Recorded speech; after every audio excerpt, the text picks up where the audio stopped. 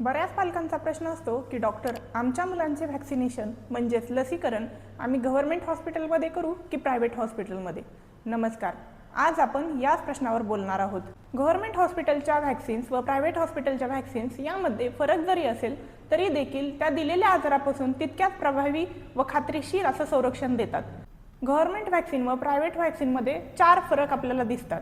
त्यामधील पहिला फरक म्हणजे गव्हर्नमेंट व्हॅक्सिन हे NIS म्हणजेच नॅशनल इम्युनायझेशन शेड्यूल राष्ट्रीय लसीकरण प्रोग्राम या पद्धतीने लस देते, तर प्रायव्हेट लसीकरण हे IAP शेड्यूलप्रमाणे म्हणजेच इंडियन अकॅडमी ऑफ पीडियाट्रिक्स या पद्धतीने चालते. दुसरा फरक, गव्हर्नमेंट व्हॅक्सिन शेड्यूलमध्ये म्हणजेच राष्ट्रीय लसीकरण कार्यक्रमामध्ये 12 आजारांपासून संरक्षण देणाऱ्या लसी उपलब्ध आहेत, तर IAP मध्ये म्हणजेच प्रायव्हेट व्हॅक्सिनेशनमध्ये ॲडिशनल 7 या पद्धतीने 19 आजारांपासून संरक्षण देणाऱ्या लसी उपलब्ध आहेत. या 7 ॲडिशनल व्हॅक्सिन्स म्हणजे इन्फ्लुएन्झा, हिपॅटायटिस A, TCV म्हणजे टायफॉइड कॉन्जुगेट व्हॅक्सिन, HPV म्हणजे human papilloma virus, meningococcal, mumps व चिकन पॉक्स या 7 आजारांपासून ॲडिशनल संरक्षण आपल्याला प्रायव्हेट व्हॅक्सिनेशन म्हणजेच IAP शेड्यूलप्रमाणे मिळते.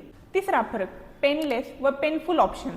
गव्हर्नमेंट शेड्यूलमध्ये DPT नावाची लस ही पेनफुल या पद्धतीमध्ये फक्त अवेलेबल असते, तर तीच लस प्रायव्हेट शेड्यूलमध्ये पेनलेस किंवा पेनफुल या दोन्ही ऑप्शनमध्ये अवेलेबल असते. ज्यामध्ये पर्ट्युसिस नावाचा जो फॅक्टर आहे जो गव्हर्नमेंट शेड्यूलमध्ये होलसेल या पद्धतीने दिला जातो, तोच प्रायव्हेट शेड्यूलमध्ये असेल्युलर या पद्धतीने दिला जातो. त्यामुळे व्हॅक्सिन दिल्यानंतर लहान मुलांना सूज, दाह किंवा वेदना ह्या कमी प्रमाणात होतात.